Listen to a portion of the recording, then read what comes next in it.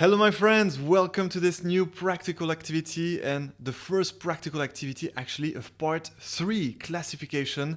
I'm super excited, as you might hear by the sound of my voice, because this is one of my favorite parts, and actually you will see that the case study we will do together is pretty fun. So I can't wait to start, welcome back. And so now here we go, we are about to enter a new branch of machine learning where this time we won't predict a continuous numerical value like in part 2 regression, but this time we will predict a category, a class. Like for example, a binary variable 0 or 1. One classic example is actually to do classification to predict a tumor, whether a tumor is benign or malignant. And this is actually the case study we'll do at the end, when I will teach you on how to select the best classification model. But that will come at the end. First, we will do a fun case study with which we will learn how to build each of our classification models. And there you go, my friends. It is in this tutorial that I will explain the problem of this case study. Alright, so before we start, let's just make sure once again everyone here is on the same page. So right before this tutorial, I gave you the link to this folder containing all the codes and data sets in the 10 parts. So make sure to connect to that link. And now we should all be on the same page. And there you go, we're going to go into part 3, classification, to tackle our first model, logistic regression. I hope you enjoyed the intuition lectures, and mostly that you're now ready to put your well-learned theory into practice. And we're going to put it into practice first with Python, with which we're going to re-implement from scratch and step by step the whole logistic regression implementation. So as you can see in this Python folder, you have two files. First, that logistic regression implementation in IPYNB format, which you can open with either Google Collaboratory or Jupyter Notebook. And you have the dataset, which is called social network ads. So let's open it. And now let me explain what the problem is about. All right, so let's imagine our favorite car company. I won't mention a name here because I don't want to do any kind of advertising. But let's imagine your favorite car company, and let's imagine that you are a data scientist for that company. And your mission, should you choose to accept it, is to predict which of your previous customers will buy a brand new, beautiful SUV just created by your favorite car company.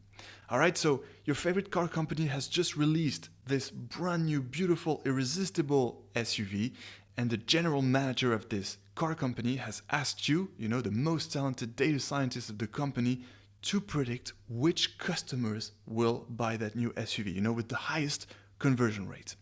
And to help you, because, this general manager has some minimum data science skills and knows and understands that in order to predict this, you need data, right? You need data on which to train your classification model to predict what needs to be predicted, meaning which customers will buy that brand new SUV.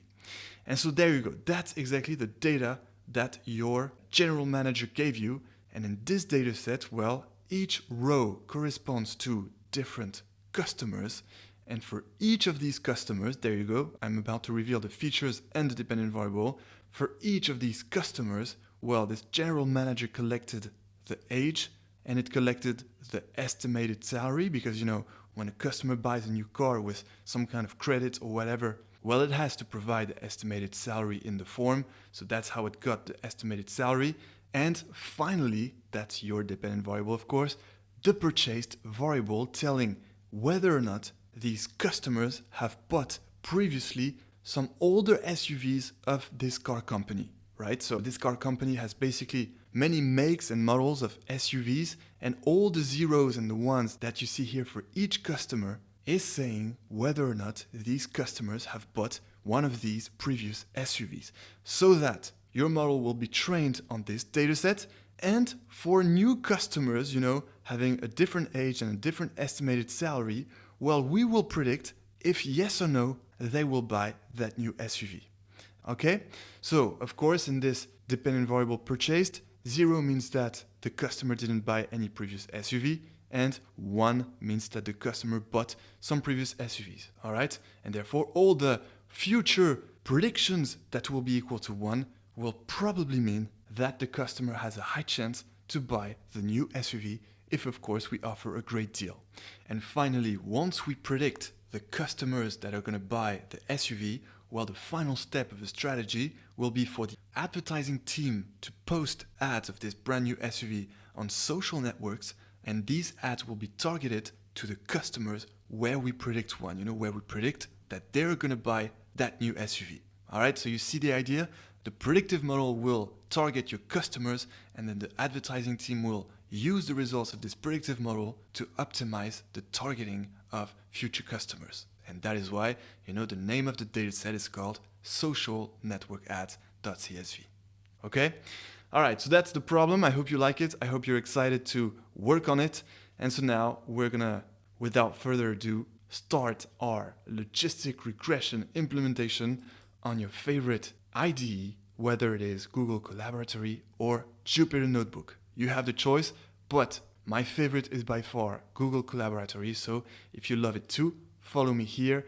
And now let's re-implement this logistic regression implementation step by step. Right now it is laying out the notebook and we're about to have it in a second. There we go. All right, so that's the whole notebook. It is in read-only mode. So right now what we have to do is to create a copy of this notebook. And to do this, we just have to click Save a Copy in Drive.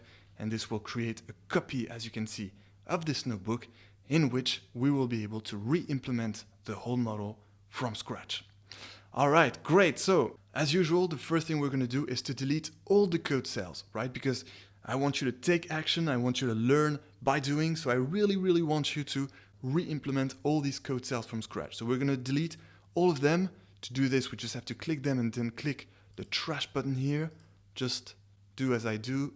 All right, and make sure not to delete the text cells because we want to keep that well highlighted structure. All right, feature scaling. So yes, there will be feature scaling for logistic regression, and I will explain why. All right, so now we train the logistic regression model, predict a new result. All right, and you really have everything in this implementation. You'll see that you will learn how to predict an ensemble of results. In the test set, you will also learn how to predict a single result, like, when you deploy your model in production, when you want to predict a single observation. So now confusion matrix, that's to evaluate your model, and of course the visualizations at the end. And once again, I chose a dataset of only 2 features, right? The age and the estimated salary, so that we can indeed visualize the results in the end, on the training set and on the test set. Because remember, in the plot, each dimension corresponds to one feature, and therefore there are as many dimensions as there are features. And so since we have 2 features, we'll have a nice 2D plot. And that's exactly the reason why I needed to take 2 features. But no worries, the implementations we're about to make works for any dataset regardless the number of features. And I will prove this to you at the end of this part when deploying all our classification models on a brand new generic dataset with more features.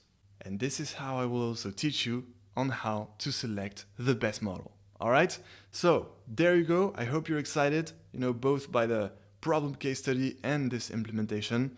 And now, before we finish and move on to the next tutorial, well, I would like you to do a little exercise. Now that you saw the dataset and understands it, and since you also have your data preprocessing template, well, there you go. The exercise is, I would like you to implement on your own the data preprocessing phase up to this step, feature scaling. So basically, I would like you to implement on your own this step, importing the libraries, then this step, importing the dataset, and this step, splitting the dataset into the training set and test set, and finally, this last step of the data preprocessing phase, feature scaling. All right? So please try, use of course your data preprocessing template and of course your data preprocessing toolkit, because indeed, in order to implement that step, you will need to grab a tool of your data preprocessing toolkit, and I'm sure you will find it. So you can totally do this on your own. There is no trap. It's actually super easy. And of course, we will implement the solution together in the next tutorial. So I can't wait to see what you end up with, and I'm sure we will end up with the same thing. So let's see. And until then, enjoy machine learning.